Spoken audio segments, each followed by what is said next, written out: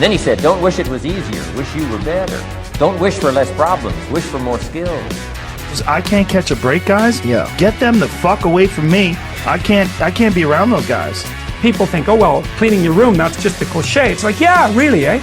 Just go ahead and try it. If people had any idea how powerful sleep is for healing from anything, and the fact that it's free. My mind is absolutely bulletproof, solid as a rock. Podcast.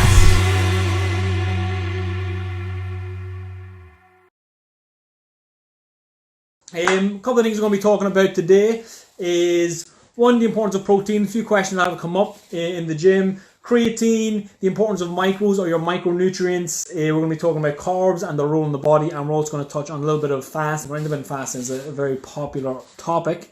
How's it going, Shane? Hey, buddy. How's it going? Not too bad at all, thanks. How are you? Yeah, good.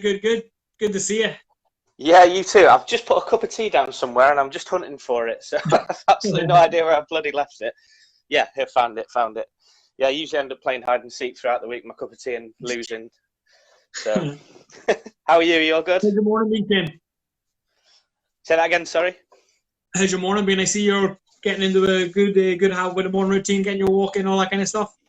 Yeah, definitely, 100%. So I'm up at 5:45 generally. 6 o'clock down the canal. They've got access to a beautiful little walk, basically. And yeah, just take the dog down there for an hour's walk every morning, and it's just made a huge difference. Mentally and focus-wise, energy levels, and all that sort of thing. So yeah, it was tricky to integrate something like that initially when you're not used to getting up at that time and things like that. But for probably a good solid month now, I've been implementing that and staying 90% consistent with it. So it's been a huge difference. It's brilliant. Yeah, I'm a huge believer in a good morning routine and kind of building momentum for your day. It's good, very important. Well, a couple things we recommend is obviously hydration in the morning, a little bit of meditation, some exercise, some gratitude if you can squeeze it in. I use a gratitude 100%. Journal, that kind of stuff. Yeah, definitely. So I've got I think it's called Best Self, the journal that I use.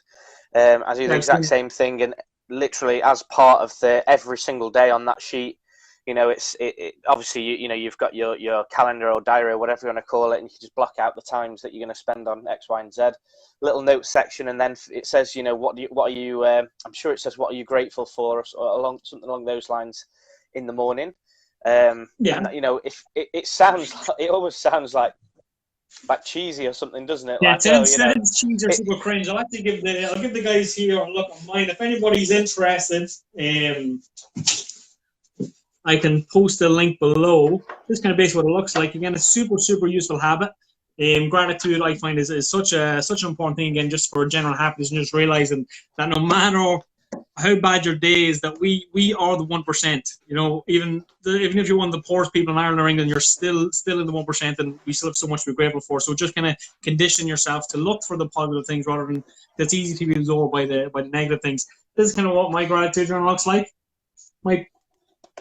So basically starts off with a nice little quote at the top. 3 things you're grateful for. 3 things that would make the day great. You pop in a little daily affirmation. Or a positive I am statement, and then you finish the day, 3 great things that happened today, and then how could I make today even better? I'm really good in the morning. Well, I'm pretty good in the morning. I usually slack off in the evening, so that's kind of something I'm working on. Yeah, I forget every time in the evening. So if anybody interested, the 5-minute journal, this one I use, or your one is what, the Best Self? I think Lauren Meehan might have. Yeah, I've just got one off the shelf in the room, so it's completely plain. It's got like a little yellow bookmark thing, but. On the inside, so this is what. Hold on a second. Is that okay there? I don't know. It'll be back to front, I suppose. So basically, on the left-hand side there, you've got like the setting your day out, and then in the morning, I'm grateful for ... and you write down 3 things that you're grateful for, and then top right is my goals, today's targets as well. 3 targets today that are working closer to that goal. lessons, and then in the evening I'm the exact same as you, completely forget every bloody Yeah. time. But let's say in theory we were perfect and doing it really well. It says lessons learned. What are your wins? You know, what's gone really well for you today, and then again just before you go to bed, you know, what am I grateful for again? So you starting and finishing the day in like a positive mindset, really. And it's funny because obviously it was Father's Day yesterday, and I met up with my family, and we were having this discussion in a slightly separate topic, but it's just so important to have positive thinking at all times. I know that it's physically impossible to just be positive all the time, but what we can do is, you know, if we don't focus on it at all, your brain's designed to focus on negativity, and you know, your brain's essentially designed to keep us alive and be aware of anything that could go wrong and things like that, and that's fine. But nowadays we don't have to worry if like I don't know, a grizzly bear's going to come and, you know, like eat you in your from your cave or something, you know. But our brains are still wired that way, and it just doesn't really work in modern day. So, you know, to sort of be mindful and actually actively try and override that and sort of be positive at all times is just incredibly important, in my opinion. Otherwise your brain will run away with it, basically, and, you know, you start focusing on negative things all the time, and literally you've got a million things to be grateful for, like, you know, like even just being on this phone now, like, you know, all the things we have to have just to be able to get on this call, and we've got it, like, you know, like just the internet and stuff, and, you know, some people literally don't even have that. Chair, a cup of coffee, you know what I mean, clothes on our back, you know what I mean? And it's kind of once you kind of get in the habit of doing it, it's like it's almost hard to not always look for the silver lining. Yeah, and this is the thing. So you know, people like you and I are relentless with this. You know, if something goes bad, you know, on a particular day, something goes wrong, and you're not very happy about it, I always try and flip that into a positive in some way, shape, or form. You know, so let's say, for example, I don't know. I'll give you a perfect example, actually. So about 3 weeks ago, I went into a bar. It was like a new bar opened in the town where I live, and I met one of my friends I've not seen in ages. And we only had 2 drinks, and I paid for them on my card. And then I looked at my bank account, and it said that it charged me 75 quid for 2 drinks, basically. Mm-hmm. So stupid as it sounds, again, this is like probably a rubbish example, but I went back. No, don't get me wrong, I got my refund and everything. It was all sorted.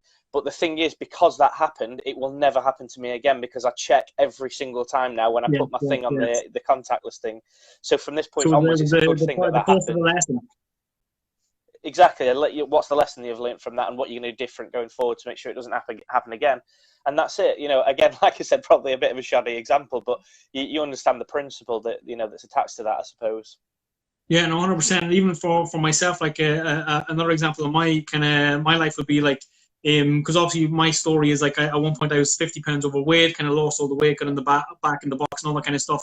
But if I didn't have that at the time, being overweight and stuff, you know, kind of was making me depressed. It was kind of really impacting my life in that way. But if I didn't go through that, I wouldn't have the empathy for people who are overweight now, where versus somebody who's been lean and fit their whole lives just can't relate to people the same way that I can. So it's like the things that you're going through, maybe whether it be depression, anxiety, if you can overcome that, you know, you'll be such an empathetic voice for people, and you'll be able to have such a good set of ears, such a good set of finely tuned ears to listen to people and understand where they're coming from. I literally couldn't agree more. I really couldn't. And again, you know, it doesn't matter what the scenario was, you know, what difficulty it was. So, you know, one of the biggest examples that I have for me personally is, you know, I haven't been in the same situation as you, but, you know, going through one of the single most difficult physical challenges I've ever done in my whole life was just over a year ago, almost to the week. And I did a trail marathon. So I've run a marathon before, and it's difficult enough just training for that, like it's a bloody slog, you know.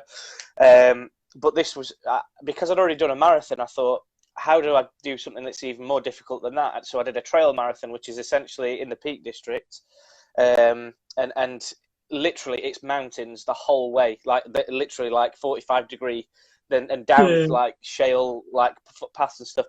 Like, I can't describe to you how mentally challenging that, especially the last 3 or 4 miles, because I was sat there thinking, you know, if I passed out now, literally there's not even anywhere for like an ambulance to an air ambulance to land, because we're on the side of a mountain like that, right?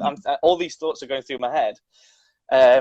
Now, what I would say is, now that I've gone through that and pushed myself to that absolute mental threshold that I'm capable of, anything else that happens in life now, I always think back and think, you know, how much I had to go through to cross the finish line on that day. Anything else that happens in life now is just like, I can handle this. It's not an issue. Yeah. Do you get where I'm coming from? So, Yeah, of 100%. course, if you'd have asked me at the time when I was going through it, you don't have the ability to see the value of that. Yeah, you know, I'd probably put.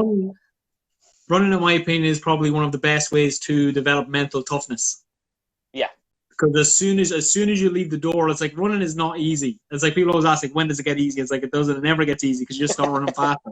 When you once get to the door, it's like your mind, all these stories start to come up, like, oh, should I stop? Or, oh, I have a bit of a creak in my knee, or, oh, it's a little bit cold. Maybe I forgot my headphones, I have no jacket, or whatever it is. Yeah. And before you know, but you're constantly overcoming these kind of negative thoughts that come up. And that's why exercise, I feel like, is such a useful tool for helping people overcome maybe some mental health issues or developing that maybe mental toughness. Without a doubt. It's funny you should say that, you know, the excuses that you make, because, you know, I had it, you know, on you forgot your headphones thing. Yeah. I know it sounds trivial, but like, so the weekends I did my long runs basically, and that's when you know, the mileage increases, and essentially, you know, the run that I did on a Saturday was the run that, you know, gets you the distance and the mileage in basically. And I can remember, like, as my mileage increased, and because I was doing sort of, you know, hill training the whole time, it took a lot longer than the first marathon, as in total time wise. So what ended up happening was, I'd get to about 4 hours and my wireless headphones ran out of battery. So I had no music for the last hour and a half of the training set, because I was literally running for about 5 hours, 5.5 hours. So, you know, mentally it distracts me, and it you know, those first 4 hours just went like that, and it you know, it was difficult, but it was okay because that you had some, you know, your own playlist on or whatever. And then after an hour, yeah, and then the last hour, which is the most bloody difficult time, the end of the you know, when you're at your most tired and the weakest, you've got to listen to your own thoughts the whole time. And I was absolutely fuming that these bloody headphones ran out after 4.5 hours. But yeah, and the next week you start thinking, oh, I don't want to do it. Maybe I should get new headphones. I'll wait until my new headphones come, and then I'll start pick it back up again. You can't do that. You've just got to keep plowing through, and that's it. That, you know, that's life. Nothing's perfect. You know? Yeah, and even on that, I just touch on, I feel like it is important as well that people get used to being alone with their own thoughts. I feel like that's one of the kind of biggest obstacles to meditation as well for a lot of people, which again, I kind of got back to my meditation this morning really, and I'm just feeling I'm buzzing. It's kind of one of these things like, why did I ever stop it? But it's like people just don't like to be left alone with their own thoughts, and I feel like the things that come up in that time are things that you just need to deal with. You need to confront these things, or you need to sort these things out in your own head. So, and I find going for a run could be a beautiful time to do that. Definitely, you know, there's so many different forms as well. So I've got an app on my phone called Calm.com, and there's loads and loads of different types. That's not the right one or anything like that, but I've used that many a time in the past. I should probably do a lot more meditation in fairness, because you know, I do just feel so mentally fresh and like with lots of clarity. I don't know if there is a perfect word to describe it, but you know, that's what I experience when that happens. I usually use it when, you know, if I'm stressed or something, then therefore I go to it. So it's like a solution giver. It's like whereas I should really be maintaining it. Yeah. Exactly. Yeah. It's kind of, what does it say? Prehab is always much more effective than rehab. If we guard ourselves against these things. But just as you said, you touched on, you said mentally refresh, and it just resonated with me. An example I heard about meditation before. It's almost like when you're on your computer and you've got all the windows open and the RAM is having to run at, you know, high speed. It's like meditation. It allows you to kind of close all them windows off, and you kind of, it's like starting the computer from fresh almost. You get the kind of all that backlog of information that's filling up your mind. You kind of can just push that down. Not necessarily push it. You deal with it and send it where it's supposed to go. Yeah, definitely. And if you think about it as well, you know, when it comes to just day to day, you know, mentally, it's almost like you're on a treadmill all the time, because your brain never stops thinking about stuff and trying to work stuff out and thinking of the next thing. And once it's finished thinking about that, it thinks about something else, and so on and so forth. And obviously we need to do that. I'm not saying that's a bad thing, but the problem is we can go like weeks and months and maybe even years, maybe potentially even decades without having a time for your brain to actually stop and completely switch off. So when you meditate and things, it's actually incredibly difficult to not think about anything. If that's your form of meditation, there's lots of different types, of course, but a lot of people say that just try and think of nothing, and then after literally 13 seconds, you start thinking about, I wonder if Liverpool's going to put the same team out next year when they reach the Champions League final. Stop thinking about it, go back, start again, stop thinking, and then you think about nothing, and then 10 seconds later, something else creeps in, and it's really difficult to not think about anything at all. Very, very difficult. But once you do that, it's literally that's the period of time your brain gets to completely and utterly rest and not have to be on the treadmill all the time. And I think it's really valuable. And there's loads of, I'm not 100% familiar with it, by the way, by no means, but there is actually lots of research about, the benefits of meditation, literally from a scientific point of view. It's not just something that, some kind of weird Buddhist, kind of hippie kind of weird stuff. Buddhist monks in the foothills in the Himalayas or something or whatever, like sitting on a mat and meditating and levitating and all that stuff. Yes, it is for them, but it's for everybody, and and it's free and it's easy. You don't need you don't need anything for it, and it's like, well, therefore it's easily accessible for everybody as well. And not only that, but I find these are the things like the fact that it's free is one of the reasons why almost people discount it. It's free. It's too simple. Just sit and relax, sit and breathe. People want a more convoluted, more complicated answer. I'm sure it's the same in your field with nutrition. You know what I mean? Yeah. It couldn't be that simple. I get asked all the time things like, Shane, what's the best like brand of protein powder and amounts and timing for muscle recovery, and the problem is they haven't taken a look at the back to basics post that I posted in the group, let's say 2 weeks ago or whatever.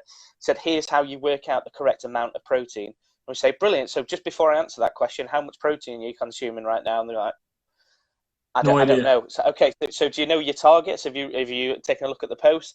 No, I haven't. No. Right, okay. So before we even start having a chat about brands and leucine thresholds and timing and you don't need to do any of that until you start getting the amounts right. The simple stuff is the easiest stuff not to get right as well, because you think it's therefore too simple. It's one of those things we have to maintain the simple stuff and build on that. It's like trying to build a house and like some fancy windows, and you've not even got like the foundations of the house sorted. So it's not going to work. It doesn't matter how fancy the windows are that you're going to put in. You need to get the foundations right. Someone like to say to people is supplements should never be a replacement for foods. Supplements should it's in the word supplement. It should add to your diet. It should never take something else away. And again, whole food is always going to be better than any supplement. But just while we're on the topic, Shane, one of the first questions, I think Brandon commented, he was kind of chatting to some clients during the week, and people are talking about the importance of protein and or should they or do they need to take supplements? Yeah, definitely. So it's like as it annoyingly with everything with nutrition, it's not like a simple yes/no answer. It depends. It's always like, well, it depends. That's generally the answer when it comes to nutrition. Me and the lads actually recorded a podcast yesterday, and that was kind of with the core. I think what the topic of the podcast was, what is the best diet or what is good nutrition, and that was like literally the answer to everything. It depends. People always ask me, it's like. Is the question I get asked the most is this healthy? And they're like, ask me about a specific cereal bar or a specific piece of bread or certain type of eggs or chicken, whatever it is. But it's like, let's stop looking at the food individually and let's take a step back. And it depends. What did you eat for the rest of your meals? What did the whole day look like, or what did your week look like as a whole, rather than being focused in on this one cereal bar? Minuscule area. I totally agree. And this one of the things that I try to get people to hit home on that topic is there is no such thing as a good or a bad food. You can only have like a good or a bad diet. It's like building a whole wall that's got 6,000 bricks in it, and you're focusing on one brick and saying, is this brick like good enough to withstand this, to keep the wall in keeping or whatever? It's like, well, no, you have to look at the wall as a whole, not like focus on one brick. So when it comes to protein and things like that, we need to understand, like, first and foremost, what's happening with the whole of your diet over the course of a week. Are you getting the correct amounts already? Yeah. Supplements are really, really handy, really useful. So, for example, with me, I actually have protein shakes as a part of the snack section of my diet in particular. So I use it as just like you know, I don't have to fanny around cooking and things like that. I don't have to mess around. I literally just have to put it in a shaker and it's available. It's done. It's obviously incredibly high protein density. You know, it's like 20 to 30 grams per serving. So it's a nice top up towards my protein goals. And also, importantly, it's like less than 100 calories as well. So again, it doesn't have to be of any significance to anybody else. But for me, what I'm trying to do is just make sure that so that I don't have to like count every single like nutrition label and things like that. I've just got like a handful of things that I just know every single one of them are a maximum of 100 calories. So mentally I can keep on track with things much easier that way. So for example, you know, okay, so if I have 3 snacks today from my snack section, it's it's definitely not going to be higher than 300 calories. I don't have to count it now. I just know. Do you get what I mean? I just know. Exactly, so when it comes to protein supplementation, it's actually a really good thing in my opinion. So you have something like whey protein, and you know, whey protein is probably one of the most most extensively researched sections of nutrition ever, like by a whole mile. Whey protein and creatine are the top 2 kind of that have the most solid kind of research behind them. So, did you say creatine? Sorry. Yeah, sorry, it just broke up a little bit there. Yeah, 100%. So yeah, when it comes to protein supplements and creatine, you're absolutely right. And there's hardly any topics that are even close to the amount of researchers on. So what I'm saying is, we know that it works, we know that it's effective, and we know that it's a good, useful tool. Because, you know, if you try and, like, let's say for example, even if you think from a cost perspective, you don't have to, by the way, and again we're zooming in on one area when we shouldn't really, but just to give you an example, if I went to the butcher's now and got like a slab of meat, whether it's like rump steak or something or whatever, it's actually per gram of protein going to be relatively high. I'm not saying it's too expensive, because of course it's not, and there's lots of benefits to having, you know, meat from the butchers.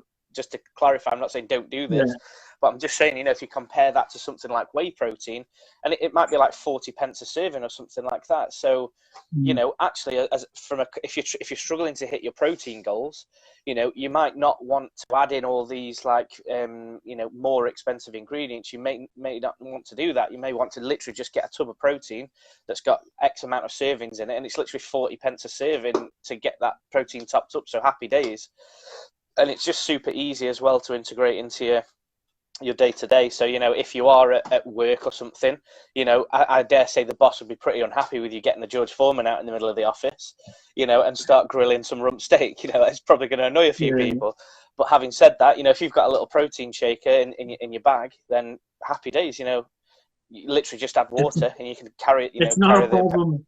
Protein. It's not a problem unless you leave it. You leave the protein in your shake overnight. Yeah, oh God Almighty, yeah! Don't do that. One of the worst smelling things in the world. Yeah, agreed. And then you're like, I don't even want to ever use this protein shaker ever again. I just want to buy a new one. You have to clean it for about 24 hours. Yeah. And then I've no problem whatsoever with protein supplementation. Do you think can you take too much? I kind of, obviously, because our goal is to kind of get people to get in good habits with food and kind of, you know, cooking food and all that kind of stuff. But, you know, some people are saying, is 2 shakes too much? Is 3 shakes too much? Is 4 shakes too much? Yeah. So the answer to this is, you know, if we were to, you know, what's the disadvantage, or what's the thing that we want to avoid when having too many supplements? What do you mean by too many? What's the problem it's going to cause? And when it comes to protein, we literally have to be having, I think it's like, hold on a second, let me just get this right. So per kilogram, sorry, the little man's just in the room getting changed here, so I'm actually next door. You know, so, you know, like the grams per kilogram of body weight, normally people would have probably just, you know, between sort of 0.8 and 1.2 grams per kilogram of body weight. So just to put that in simple terms, if you weighed 100 grams, on average, you'd be normally consuming probably in and around 100 grams of protein per day. That would be like an absolute base level for you to be achieving. So when it comes to unsafe levels, research has suggested that it's literally 4 times that amount, and also sustained over a very long period of time. Like, you know, it's incredibly difficult to actually even consume 400 grams per day. You know, that you'd have to be eating like thousands and thousands of calories and having massively protein dense foods at all times to be able to meet that. So what I'm saying is, one thing I want to sort of myth-wise to dispel is you can't over supplement really. You can, it is possible, but it's going to be incredibly difficult, and it would require that much planning and effort to over consume that it in reality, in everybody's day-to-day lives, it just wouldn't be an issue. Now, having said that, that's from the perspective of health, and like, could it be detrimental to your health? Now, one thing I would say is what people often overlook is the fact that we only have, especially if you're on a weight loss journey, we only have a certain amount of calories per day that we have access to that is ring fenced, and you can't really have more than that, otherwise you're not going to lose weight. So let's say, for example, that's 1,500 calories, and let's say, for example, you're consuming 100, and my math is going to be terrible here probably, but let's say you're consuming 125 grams per day. That's basically 500 calories sectioned aside for protein from that 1,500 calories per day. So what I'm saying is, if you consume more and more protein, there's not necessarily going to be a problem health-wise, but results-wise, actually, you're cutting into other areas of your nutrition, like carbohydrate and fats. So let's say, for example, you can only consume like 3 grams of carbohydrates per day now because you're having so much protein from that 1,500 calorie budget. Actually, that is going to cause a problem. So don't get me wrong, it's great that you're consuming all this protein and you know your muscles are going to be recovering, but you're going to feel like crap in your sessions because you've not got enough space left in that allocation for carbohydrates and fats. So, you know, you're going to be sluggish on your sessions. You've got no energy, you know, in your sessions. You're not recovering right. You're not replacing any glycogen stores. So, you know, we've just got to think of it from that perspective as well. You can overconsume if it's cutting into other areas, because any increase anywhere has to therefore leave a reduction somewhere else. Do you get what I mean? Because you only have a certain amount of calories to consume. So, you know, that's a really important you know, thing that people overlook, really. So from a health perspective, it's incredibly unlikely that you're ever going to get any problems. So, you know, don't worry on that front. Having said that, when it comes to the quality of your sessions, your week, your training, your recovery, we need to have a balance between all those things. You know, we can't just cut out carbs and have a shed load of protein for those very, very reasons. You know, that's going to lead to a detriment in your performance and recovery, energy levels, and you know, we just really do need to try and make sure that you don't have any. It's difficult enough as it is, isn't it? You know, to go through a weight loss journey without having the, you know, perfect excuses where I feel like crap before my training session. It's like, well, you probably just consumed a bit too much protein sometimes and maybe not enough carbohydrates. But again, even then, you know, it generally doesn't occur very often that people are having that little carbohydrates and fats and having a huge amount of protein, because you know, you just have to be having like steak and eggs and protein shakes and chicken and minced turkey and you know, chicken sausages and blah, and that's literally your whole. You'd have to have that as your whole diet basically for that to occur. So generally, it doesn't happen naturally. But yeah, some people do go, I'm going to up my protein intakes. Is that okay? More often than not, it is okay. You know, an extra 20-30 grams a day, cool. There's nothing wrong with that at all. But just remember that is going to take away from somewhere else. So if you're adding another 100 grams per day, for example, for whatever reason, well, actually, there's 4 calories per gram, so that's 400 calories you've got to reduce elsewhere now because you're adding another 100 calories of protein in. So, you know, all we have to do is just make sure that we've gone through the. There is a protein post. What I'll do is when we finish this live stream, and it takes sometimes a while just to upload to the group, but once it's gone live, what I'll do is I'll actually copy and paste a link to one of the posts I put in the group about protein and how to work out the amount of protein that you need. And also, I think I have, I'm 99% sure I have, but if not, I'll post it anyway. But there's like an extensive list of like all animal and plant-based protein sources. So literally from those posts, you can have all of your protein dealt with, taken care of and worked out and sorted, and you can mentally put that to bed. It's taken care of now. Excellent. So yeah, I'll put those links in there. Happy days. Cool. Another question that came in, Brandon, from Brandon, he's having a chat with the clients, was the importance of micronutrients. and the roles that they play in the body. Because, as you said, a lot of people can maybe get a little bit too focused on the macros being the protein, carbs, and the fats. But the micronutrients, the vitamins and minerals, how important is that to take into consideration? I know, because I know in theory there is in theory it can be done. I know there's people who have done kind of self experiments where like they just eat McDonald's just to prove that a calorie deficit will work regardless. But kind of what would you think the long term effects of that would be? Yeah, so this is the thing. It's a tricky one to get your head around because it doesn't really make any sense at all when I say this. But the fact of the matter is, if you want to lose weight, you have to create the calorie deficit. That is the single one and only variable that allows you to lose body fat and lose weight over time. So you're absolutely right. In theory, you have that. I think there's a guy, was it the Twinkie diet or something like that he went on? Again, I've not read this extensively. It doesn't really come up in the scientific journals very often. But you do have, like you say, these little weird case studies of some, like, was he a PT or something in America or something like that? I think he was a lecturer. I think he was a lecturer or something like that. Yeah, so whoever it was, and he literally had the correct amount of calories, but literally from Twinkies. And I think in America, Twinkies are like these little, are they chocolate bars or cake bars or something? He was a nutrition professor. Brilliant. So and the moral of the story is he had the correct amount of calories from the worst possible construct of his diet through literally just eating these Twinkies and not much else, and he lost weight. And that was to prove a point that actually the quality of your diet for the purpose of weight loss doesn't make any difference whatsoever in principle. So now would you say is it's the most optimal approach though? No, without any shadow of a doubt, that is completely and utterly not an optimal approach. So in principle, yes, on paper, that's correct.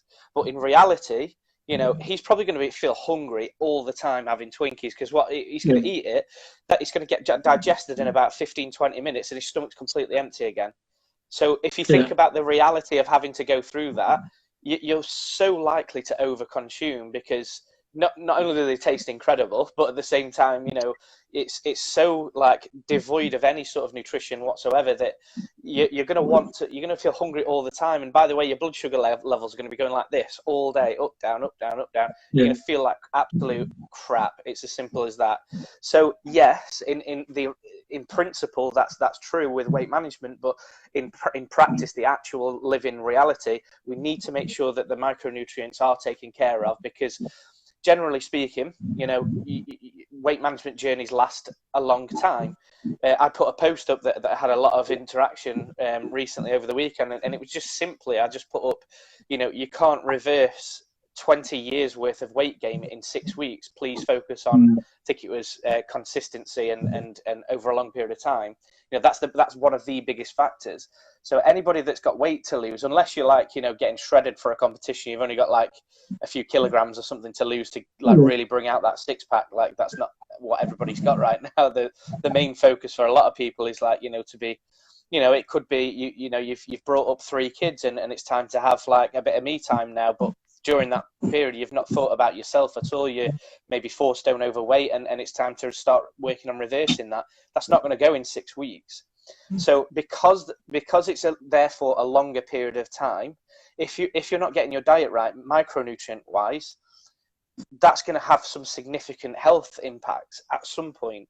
So, we know that if you're not getting the right levels of calcium, for example, your ability to exercise and actually, gain access to the energy that you consume is compromised. So, your workouts are going to be more sluggish because maybe you're not having enough B vitamins, not enough calcium. We know that these are going to have significant health impacts if, let's say, for example, over a 6-month period, you've not consumed enough calcium.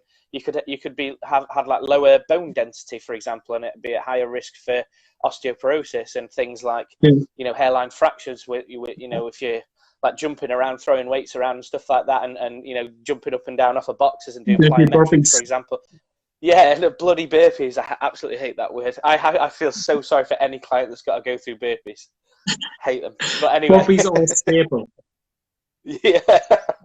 Yeah, you've got to focus on the stuff that you don't like doing, unfortunately, to get the best results. Yeah. So yeah, there is that too.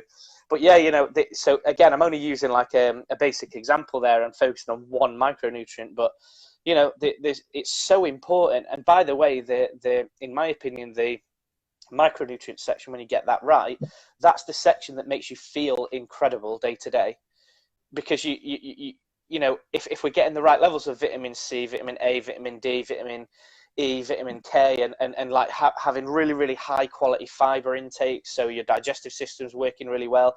Because you've got high fiber intakes, the food takes a lot longer to digest. So therefore, if you're prolonging the amount of time it takes to digest, you're not going to be as hungry. You know, you're going to stay fuller for longer.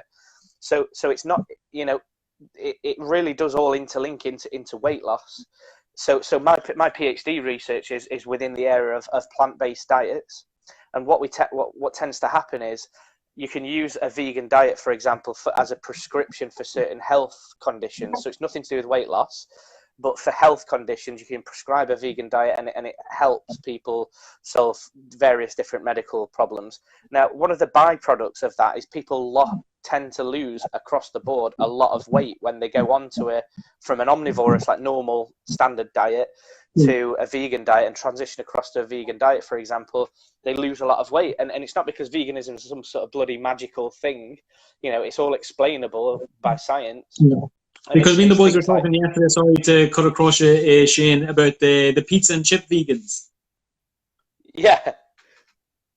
It's not necessarily going to help anybody health-wise. No, you're absolutely right, and you know, so it's more so to just keep the focus on the plant-based foods. Yeah, exactly. So No. So, you know, again, you know, not for 1 minute would I advise that people completely. You shouldn't really be omitting any section of. You know, you just have a bit of everything, even treat foods, and if you know, whatever you want to call it. You know, if once a month you go to McDonald's with the kids and you have like a milkshake thing and all that sort of thing and chicken nuggets, there's nothing wrong with that at all.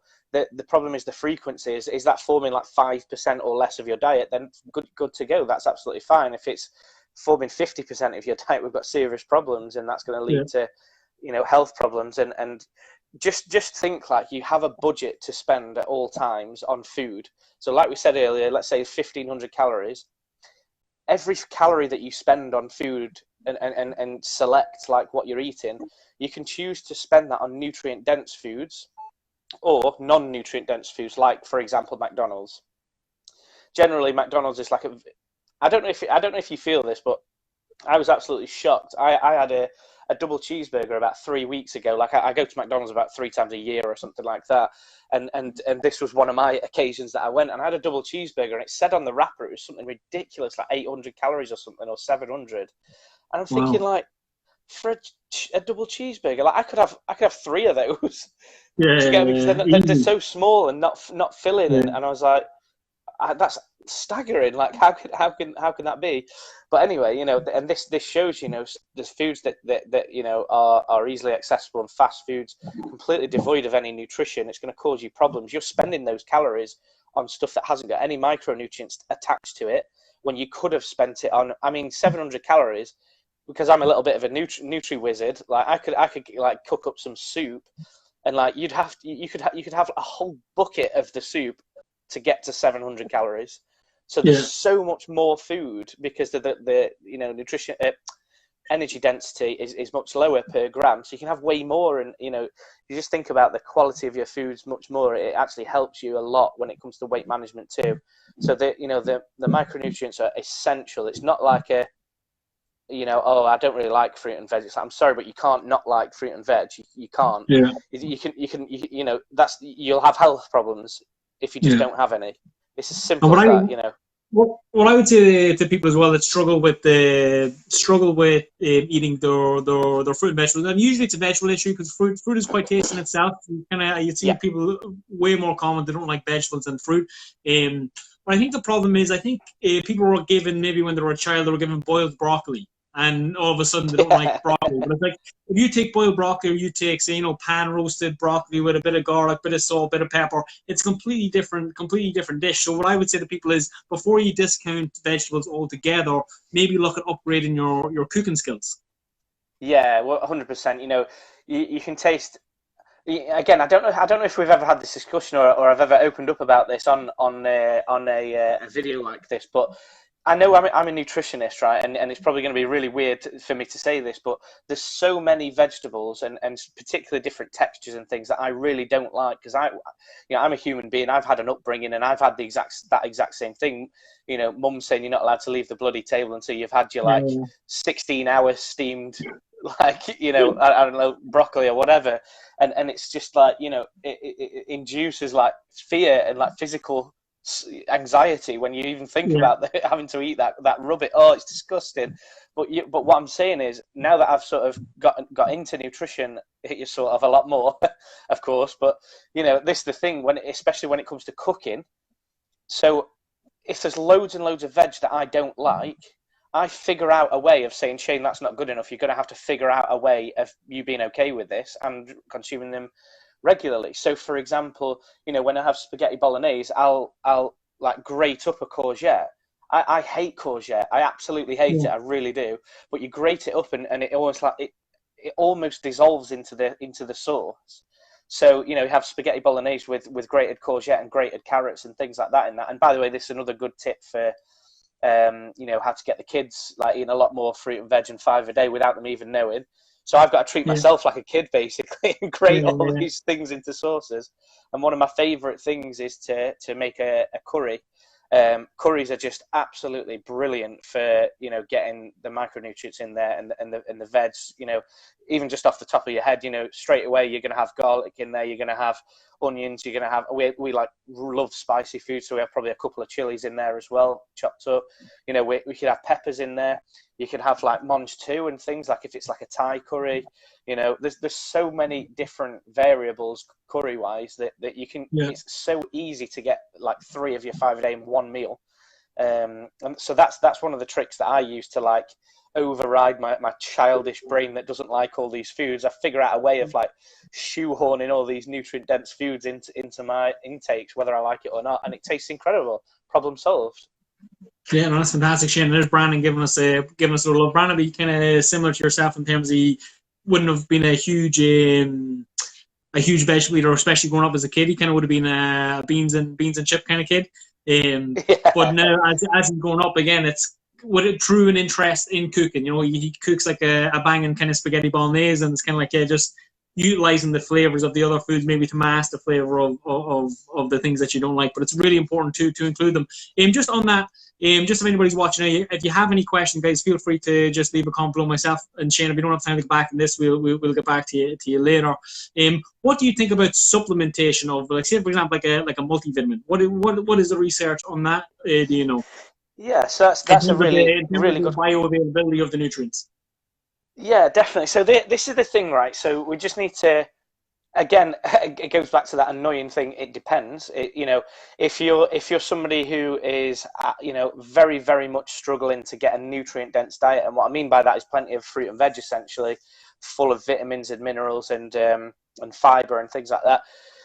If you're starting at a low point, and you're the type of person that only has like mashed potatoes, meat, and then maybe you just don't eat the veg and that sort of thing. That if you're that type of person, you're in a situation where you're more likely to benefit from micronutrient supplementation.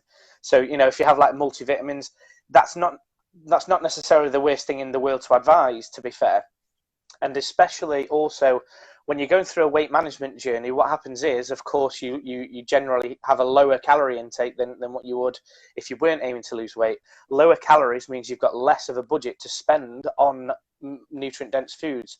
So there's a direct correlation between basically the amount you reduce your calorie intakes and the likelihood of being micronutrient deficient. So if it stands to sense, if you obviously don't do this, but let's say, for example, you're consuming 500 calories per day versus somebody that's consuming 3,000 calories per day, the person that's consuming 3,000 calories can easily spend loads of calories on lots of foods to access all those micronutrients. The guy that's consuming 500 calories, he might have one meal that day and maybe one snack, and that's it. How's he going to get, or how is they going to get like their 5 a day from 500 calories?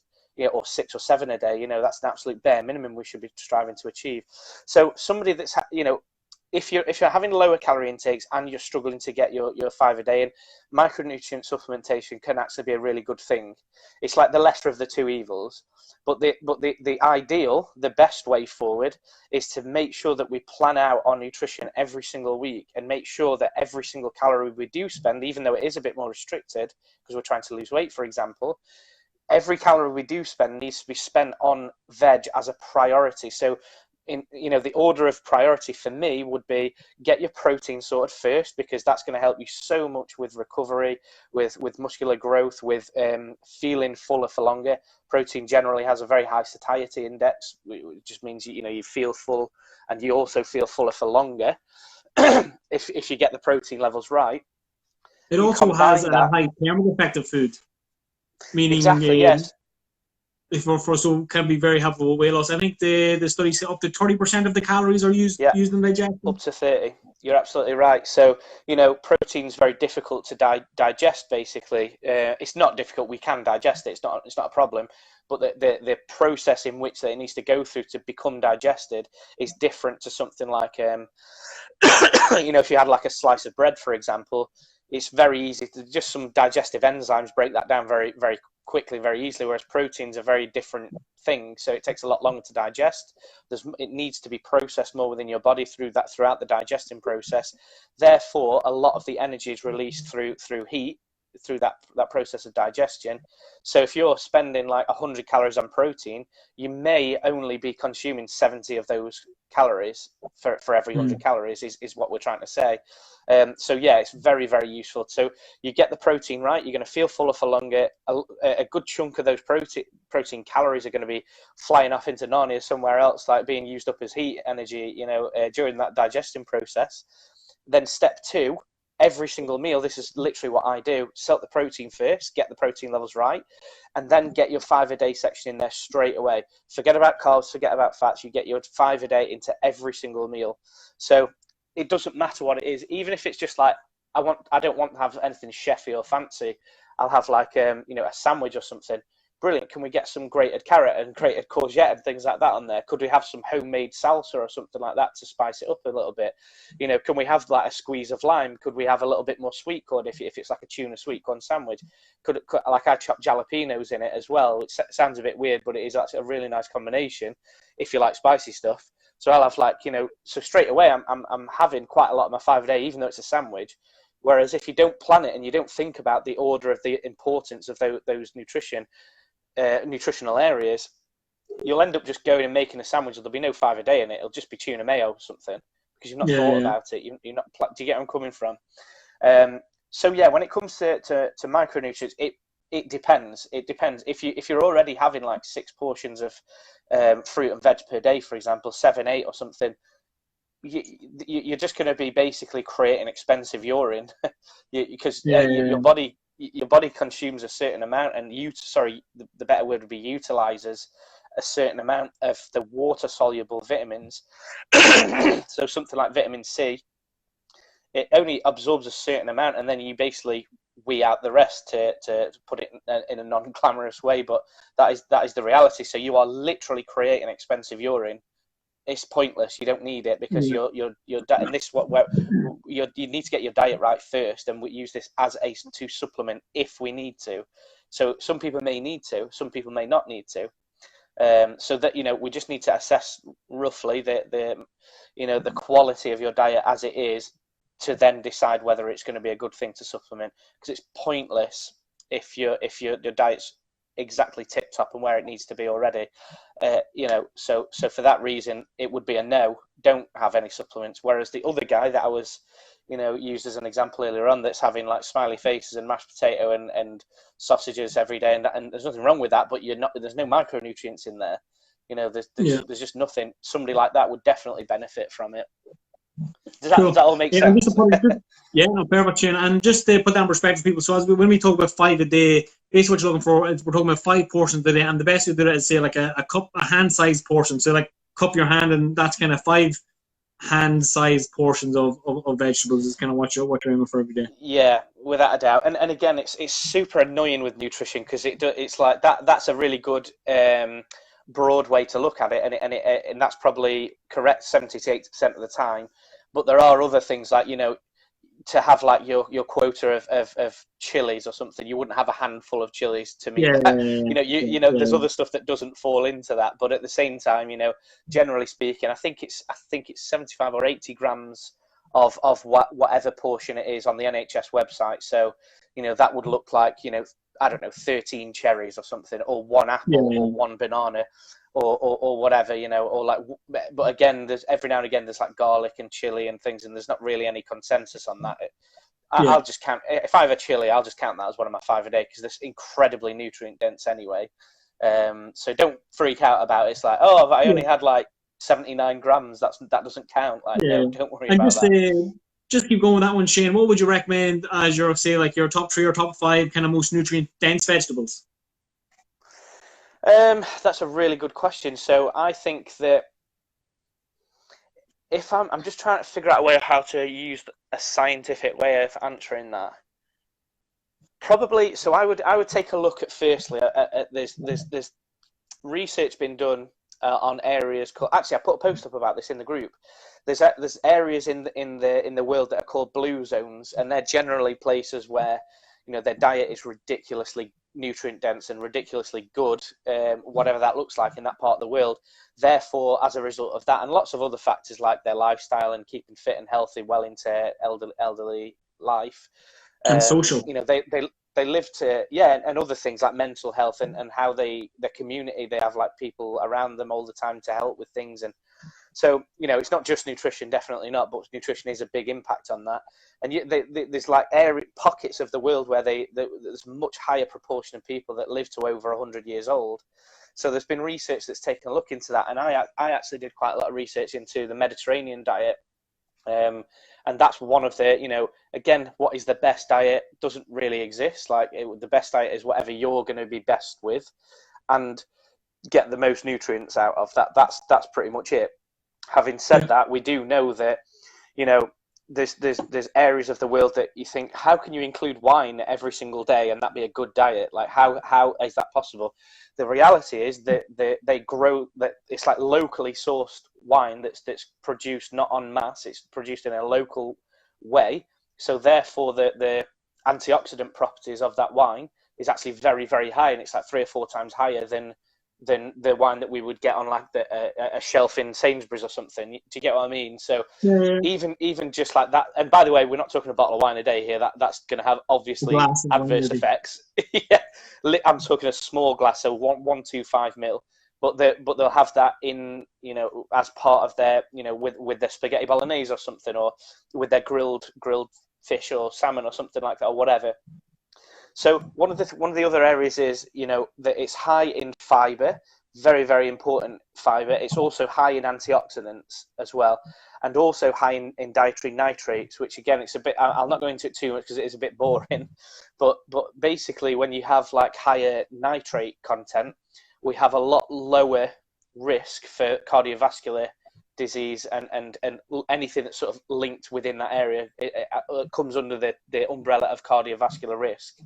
So what happens is, that all that sort of plaque and things like that build up on inside your arteries can be negated to a certain extent by having a higher nitrate content within the diet. Also, when you have higher nitrates, you can actually exercise harder and for longer. So if you take a look at from a sports nutrition perspective, something like having concentrated beetroot juice or concentrated tart cherry juice, there's extensive studies on cycling, for example, that have shown that if you constantly have this supplementation, like these little weird shots of beetroot basically, and it's really super concentrated beetroot, the reason or rationale behind that is because it's very high in dietary nitrates, very high. You consume that, and that actually creates more of a buffer basically for you to exercise harder and for longer versus somebody who doesn't have that. So it helps. So it has a relation to how quickly your body buffers the lactic acid, is it? Yeah, exactly. You're absolutely right. Yeah, those two things are absolutely intrinsically linked. So, that's cool. And this is the thing. It's absolutely fascinating that nutrition can have that much sway and that much of a significant impact. So we're not talking like, an apple a day keeps the doctors away, but you don't really know, you don't really feel any difference. if you get your nutrition right, you can literally have like 30% more strength. Like that's just by staying hydrated, for example. That's an astronomical figure. 1% increase would be great. Yeah. Like, you know, if you're dehydrated, you can lose 30% of your power. It's staggering results. So the nutrition is intrinsically incredibly, you know, important for everything from health to physical performance, and of course to what generally people have as goals is like weight loss and feeling great. So, you know, we just need to really make sure that, so in answer to your question, sorry I waffled on a little bit there, but you said, you know, what are your top foods, you know, most nutrient dense foods? I would say things that are included in those types of diets. So I'll give you an example. So I think it's Korea, but it's a country in Asia. It might be Japan, it might be China, I'm sure it's Korea, where they make their own kimchi, I think it's called, and it's like fermented, it's like a fermented salad or something, or whatever you would call it, and it's like all grated fermented cabbage, carrot. maybe, is it? Oh no, yeah, no, that's cabbage. That's sauerkraut. Sorry, I think that's sauerkraut, is it? Or maybe it is. Yeah, so that's another version of it. I think is it in Germany or somewhere that they have sauerkraut? Germany, I think they do that one, yeah. I think it is, yeah. But again, there's nothing wrong with that either. That's really nice as well. But the thing in kimchi that I'm referring to, it's so like high in dietary nitrates that people have been doing you know, these recipes. They have like recipes handed down through generations and generations, and they just genuinely didn't realize how good quality nutrition that these recipes were, and they've been, you know, investigated, and one of the reasons why that they seem to be living longer and having better health is it's so high in dietary nitrates. So, you know, things like berries, things like green leafy vegetables, and again, so, you know, when you actually look at it, it's not too dissimilar to what we have access to. It's not as though they have a special thing. Like kimchi is a bit different because, you know, it does need to be sat in a big bucket and fermented for weeks and months and things. And I'm not saying have that, of course. And you can buy kimchi, by the way, as well. I've never had it, so I'm going to have to probably take a look at that. But the ingredients that they use are like chilies, like cabbage, like, you know, it's the same. Radishes, we can just have, and we can have these as part of a salad, for example. You don't have to complicate things. One of our ladies in the gym, Sabrina McGuire, actually regularly brings in is it kombucha. She brings kombucha into the gym she gives it to members and stuff. It's really, really good. So I think one of the key benefits as well is for digestive health, for gut health. Yeah, definitely, exactly. So you know, in general, like fermented foods are definitely supportive of better gut health, definitely. But again, it just be really careful though on some supplements and things like that, as in particular, because gut health is like, I'll give it, you know, just to put it into perspective, some people do for their whole career, like 40 years worth of solid research on gut health, and one specific strand of bacteria that comes under that gut health. So it's an incredibly complicated area. You can't just go, oh, have kimchi once a day and that's your gut health sorted. It's like it's not as simple as that. But at the same time, you don't have to look, you know, I don't expect everybody to research it and know, like, you know, off by heart these million strands of bacteria that are in your gut right now as we speak. Actually trillions, it's not millions, it's trillions.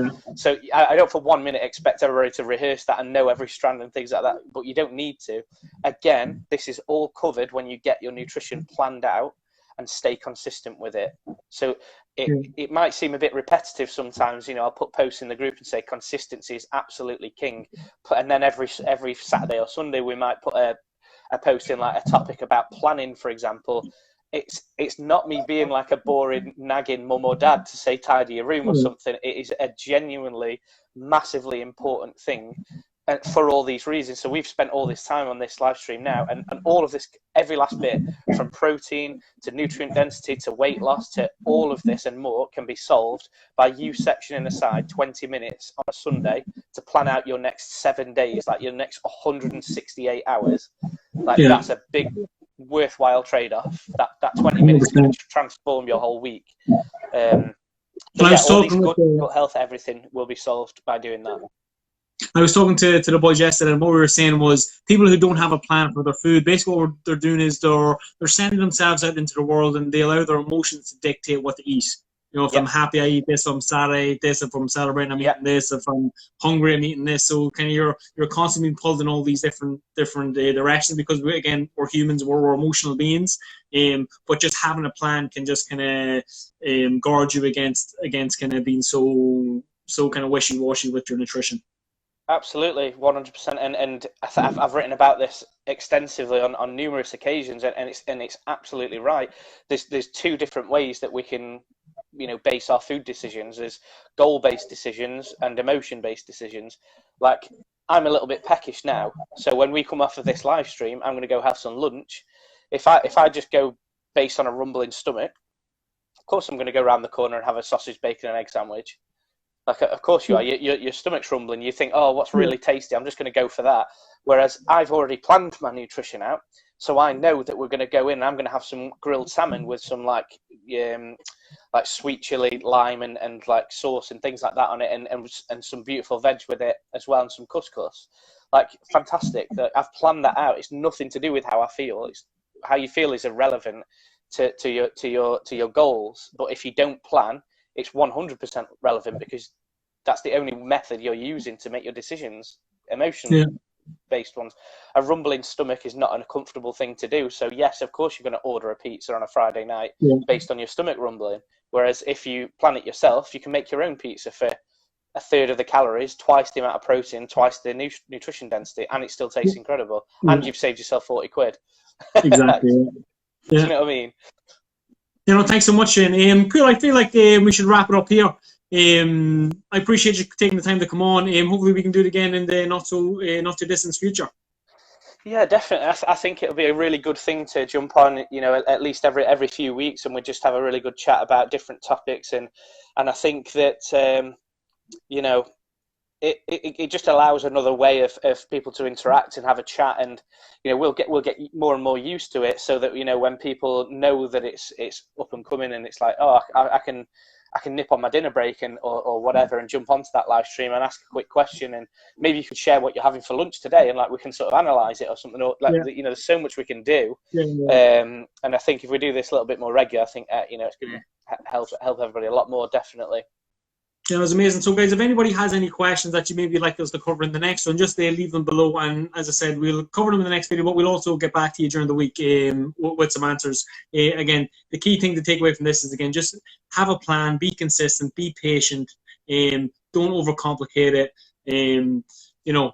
Calories number one, protein number two. Start there, and then everything else is the icing on the cake after that. Yeah, just to get that third point in, just to get that 5 a day, the nutrition density after that. So yeah, 100%. Cool. No matter what you do, the calories have to be where they need to be for you to get your result.